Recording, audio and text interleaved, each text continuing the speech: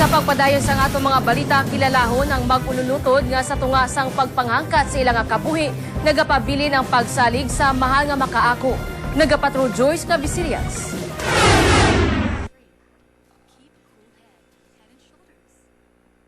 Ako nakilala si Mark Angelo Habat, 21 anyos, kag isa ka working student sa kurso nga BS Education. Apang magluwas nga isa ka estudyante, may isa pa kadako nga responsibilidad si Mark. Siya ang nagatindog nga amay kag iloy sa 8 pa ka mga manghud. Sa ilahayob-hayob sa Simon de Desmaharo, nagapangabuhi ang mag-ululutod. Kada isa sa ila ang may obligasyon, agod masustener ang ila adlaw-adlaw nga kinahanglanon. Ang ikaduha nga si David, nagabulig-bulig sa pagbaligya sang isda.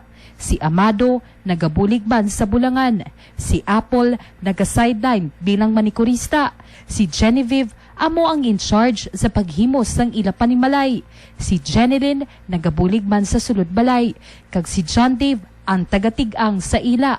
Samtang ang mga manghod nga sanday John Dave, 8 katuig, kag Christian Mark, 6 katuig, ang ginaatipan naman sang ila mga magulang.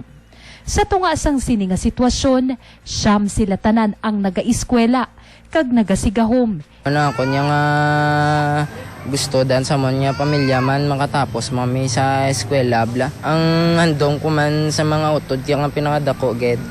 Kung anong handom nila sa kabuhi nila malabot nila. Muna ng greatest gift nga mabato naman sa Ginoo. Bala namon ng Ginoo gidya ara giniapirmi sa tupad namon di gimi pagipabayan biskan way lang kami ginikanan.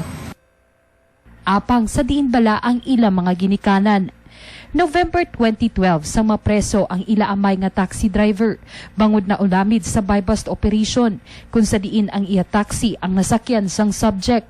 Kag sa wala ginalauman nga hitabo, sang Hulyo sa nagligan nga tuig, wala na makapauli ang ila iloy, kag ginupod ang isa nila kamanghod.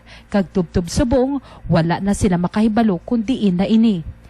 Kung ano man da mo nga ginabatsyag, kung ano man da ang ginastruggle mo sa kabuhi mo. Kami di okay lang, kami di kay kaya ni namon niya ma. Ipakita namon si mo mga ang imo kinabudlayan nga ginsugudan sa amon. Hindi kita nan masayang bla. Sa mga pagpanghangkat nga ginaatubang sang pamilya, nakilala nila si Monsignor Meliton Oso sang Haro Archdiocesan Social Action Center. Kag diri natigayon si Mark nga makaubra kon weekend kag magbulig sa mga public service activities sang JASAC. So pagkatapos namon panalawsaw, kag naaserte namon akin hanglanon gid nga buligan. Kay na-challenge pa gid kami sang mga kabataan mismo. Ambot kung hindi ka matandog, kung hindi magdugo imo tagipusoon. So the best that we can do is to reach out, bulig sa amon masarangan. Sa subong, nagapabilin sa presuhan ang ila amay. Ang ila iloy, wala sila sang balita kundi ina ini, bangod wala sang komunikasyon sa ila.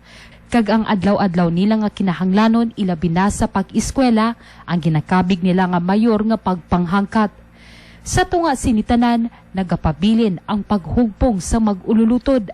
Kag tanan ini ang ginatugyan na gidlang nila sa mahal nga makaako. They have surrendered everything to Jesus. And yes, Jesus himself said, I will never abandon you.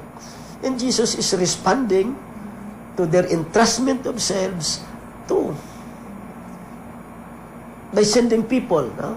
Muna, importante, gabakas kita, kag ang hindi natin masarangan, as Jesus did, entrust everything to the Father. Let us give our best, and the Father will do the rest. Para sa TV, Patrol Panay, Joyce Clavecillas, ABS-CBN News.